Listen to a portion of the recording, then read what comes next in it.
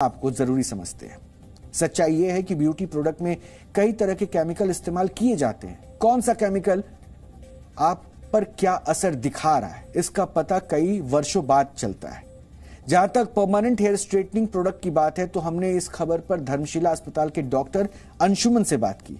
उनके मुताबिक इस तरह के प्रोडक्ट में बाइसोफिनॉल नाम के एक केमिकल का इस्तेमाल होता है और फॉर्मल्डिहाइड भी पाया जाता है। ये दोनों ही केमिकल अलग अलग रिसर्च में कैंसर के लिए जिम्मेदार पाए गए।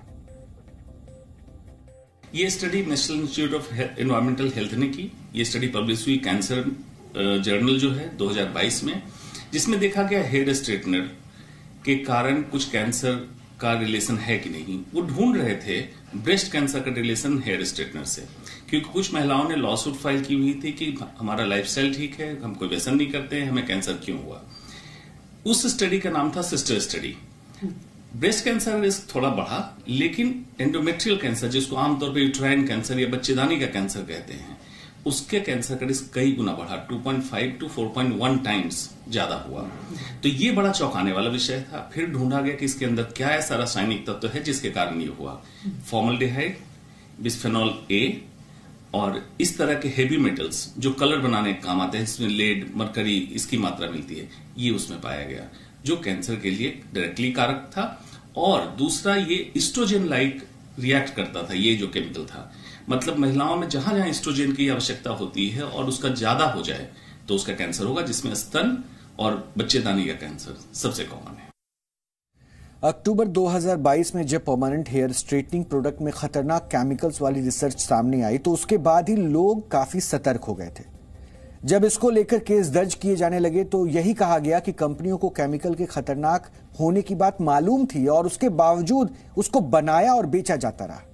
आरोप लगने के बाद लॉरियल ने पिछले साल ही इन आरोपों पर अपना जवाब दे दिया था। कंपनी के मुताबिक वो उन्हें पूरा भरोसा है कि उनके प्रोडक्ट पूरी तरह से सुरक्षित हैं और दर्ज करवाए गए मामलों का कोई भी कानूनी आधार नहीं है, ये कंपनी ने जवाब दिया, लॉरियल ने। और कंपनी की पहली प्राथमिकता उपभोक्ताओं की अच्छी सेहत और सुरक्षा है।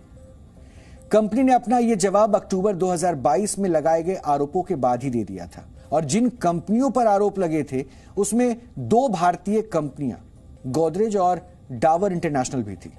हमने इन दोनों कंपनियों से भी इस मामले पर उनका पक्ष मांगा था। हमें गोदरेज की तरफ से जवाब मिला है। कंपनी के मुताबिक उन्हें विश्वास है कि उनके प्रोडक्ट सुरक्षित हैं और वो अपने प्रोडक्ट को बनाने में सुरक्षा उच्च मानदंड और सुरक्षा से जुड़े नियम कायदों का पालन करते हैं और कंपनी के प्रोडक्ट पर लगाए गए आरोपों का कोई वैज्ञानिक आधार नहीं है। ये सफाई गोदरेज की तरफ से आई है। फिलहाल तीनों कंपनियों में से केवल डाबर इंटरनेशनल की ओर से हमें कोई जवाब नहीं मिला है। हालांकि हमने उनका पक्ष भी जानना चाहा था। देखा जाए तो परमानेंट हेयर स्ट्रेटनिंग प्रोडक्ट से कैंसर की बात सामने आने और केस दर्ज किए जाने के बाद ये तीनों बड़ी कंपनियां अदालत के घेरे में हैं। इन प्रोडक्ट्स की वजह से कैंसर होता है या नहीं, इसका जवाब वैज्ञानिक जांच ही दे सकती है।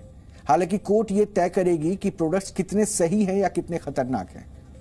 ब्यूटी प्रोडक्ट्स में केमिकल होते हैं, इनका असर कैसा भी हो, लेकिन लोग इनका इस्तेमाल करते ही हैं। हमने इन ब्यूटी प्रोडक्ट्स और लोगों की इनके प्रति चाहत को लेकर एक्सपर्ट से भी बात की।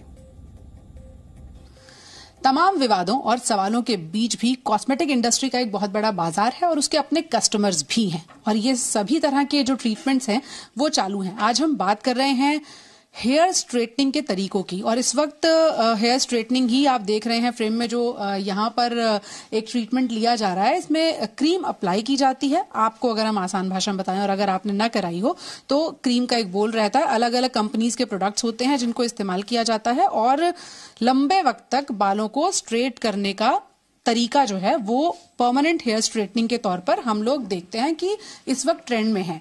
आजकल हर कंपनी ट्रेनिंग प्रोवाइड करती है तभी उनका प्रोडक्ट बिकता है। इन सैलून ट्रेनिंग बहुत स्ट्रांग है।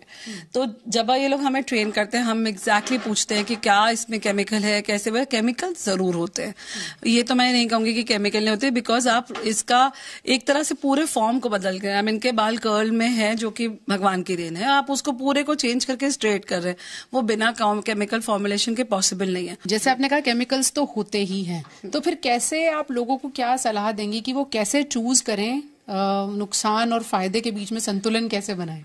तो आप खुद भी ब्रांड्स देखिए, हर ब्रांड स्ट्रेटनिंग करता है आजकल।